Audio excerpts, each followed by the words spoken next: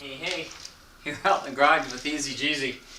Oh, I'm going to try to make this again. A friend of mine donated a couple of transmissions to me. These are sand trannies, which I think would be the equivalent of a race tranny. One of my viewers, Sean, asked me a question. He's trying to keep 4 cars at the racetrack running, Volkswagens, and he asked me if I could tell him any books that I got that gave him some information on how to do that. And Sean, all I can tell you is that as far as books, the best information I got was out of the Gene Bird Blue books. And I don't know if they're still available, and I'm not sure which of the books it was, but he talks about setting up the ring and pinion, hand-packed bearings instead of using the stock nylon sleeves. He would take a couple of those apart and hand pack it so it was solid needles around the gear to take the high-speed wobble out of them. He talked about the Liberty Pro rings where they did away with synchronizers altogether and just made a crash box out of it.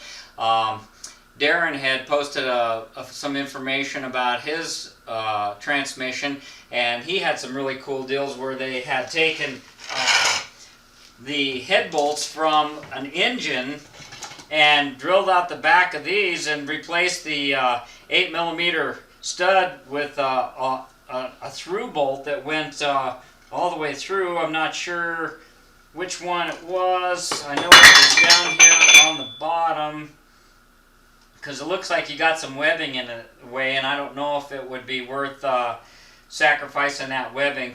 It depends on your setup, and I don't know what your knowledge is. I've never met you, we've never talked, but I have a lot of young viewers that are, really interested in hot rod and Volkswagens, and, I told them in one of my videos here recently, you're going to build one of these monster 150 horsepower engines for your daily driver, and then you're going to put it in your old car that's got a 50-year-old transmission and expect it to live.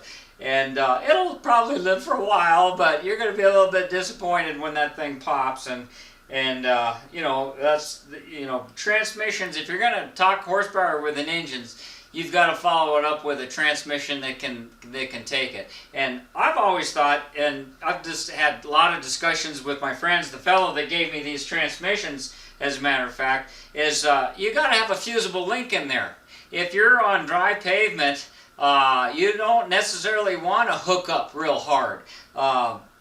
We always used to run the heavy-duty Kennedy pressure plates, but we would use a stock standard solid Volkswagen disc, clutch disc, and that would allow a little bit of slippage. They have a lot of clutch discs that, if you're talking big horsepower on dry pavement, or like we were even on we didn't ever do drag racing.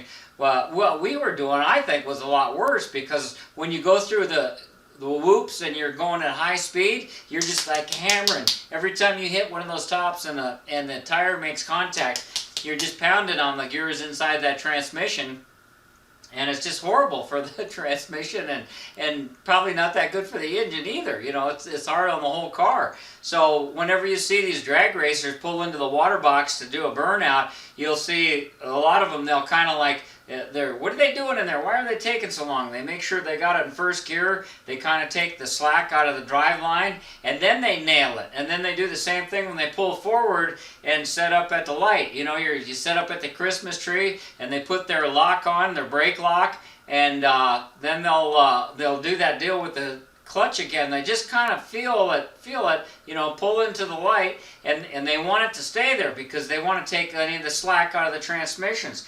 The book calls out, I think, something like between 7 and 11 thousandths for the ring and pinion, and Berg used to talk about, he used to try to get it like, 1.5 to 2 thousandths, and he would do that on his race trannies as well as his daily driver trannies. And so I kind of try to build my stuff as tight as I could, but I didn't have machine tools.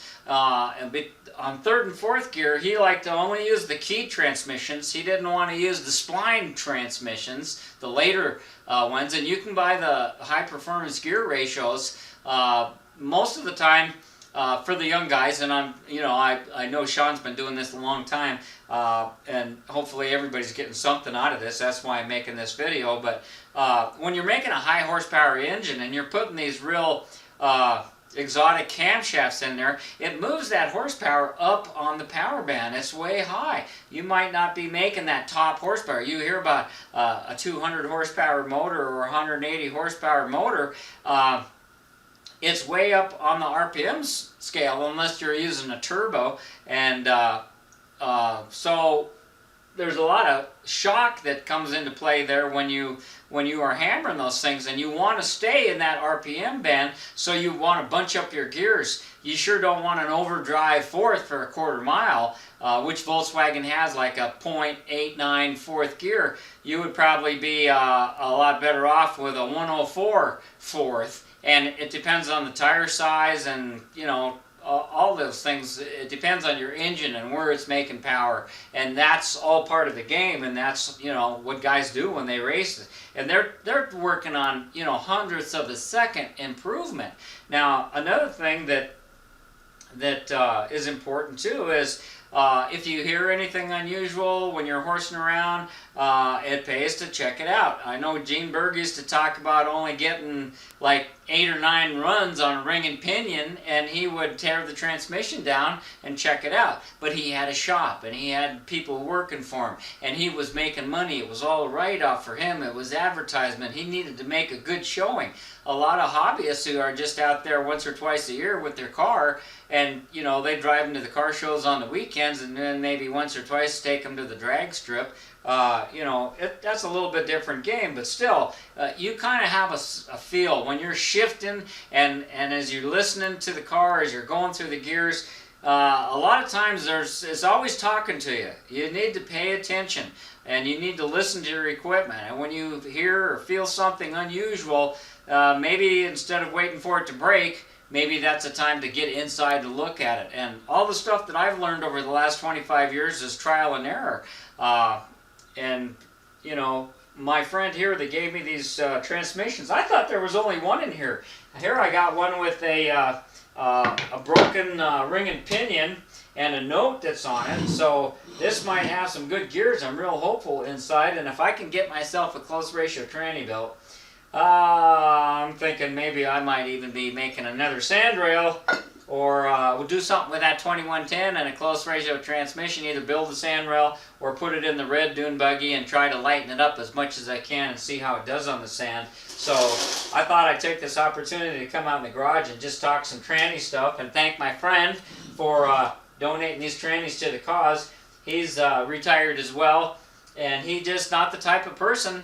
He doesn't want to be thinking about what's going on in the transmission or in the engine. He'd rather have somebody else build his transmission and then just go out there and ride and enjoy it. And he figures breakage is part of the game. And if you can get 3 or 4 seasons out of it, great. And if it breaks, well, you get another one and continue having fun. And there's some people that have that attitude and don't have a place to work on it, or don't have the machine tools.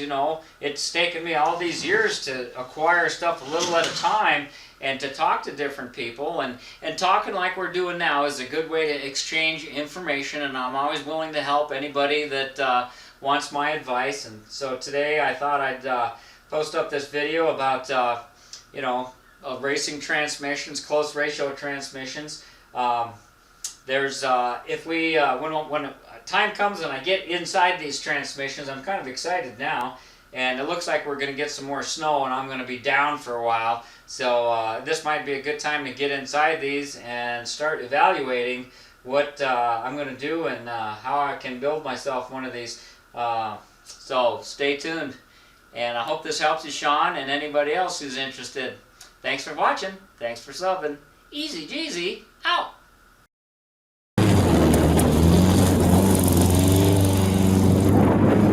Head out and have some fun. But wait! There's more! I need a burrito. That's what I need.